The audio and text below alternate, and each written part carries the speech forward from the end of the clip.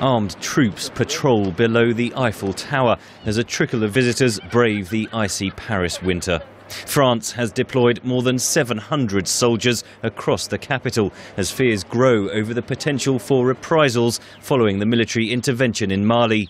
An array of Islamic jihadi websites are calling for attacks on France, says Jean-Charles Brisard, a French terrorism expert and former chief investigator for the 9/11 families. They're calling for retaliations in Africa because they can carry that in Africa, their own retaliation for the groups.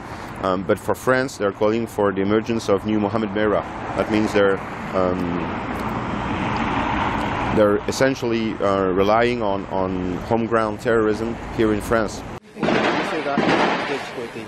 That has a deep resonance in France, just 10 months after 3 soldiers and 4 Jewish citizens were killed in a series of attacks in the southern city of Toulouse. The gunman, French-born Mohammed Merah, said he was partly motivated by the presence of French soldiers in Afghanistan.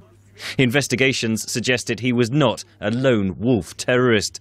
Terror expert Jean-Charles Brisard says several active networks have direct links to the Sahel. About 30 terrorism cells here in France supporting financially or materially or recruiting for Al-Qaeda in the Islamic Maghreb. Security is also being stepped up on metro and rail services in Paris. Terror attacks in London in 2005 and Madrid in 2004 targeted the city's public transport systems. Most residents appear reassured that the authorities will keep them safe. I'm not worried. I think France is ready to resist by itself. You must be careful, of course, but I think what the French military is doing in Mali is good for humanity, good for the world. With tight security at home, experts say the most vulnerable targets are French and Western interests in Africa. The attack by Islamic militants on the In Amenas gas plant in Algeria last week resulted in the deaths of at least 37 foreign workers. In addition to the 2,500 troops in Mali, France has also deployed special forces to protect uranium mines in Niger.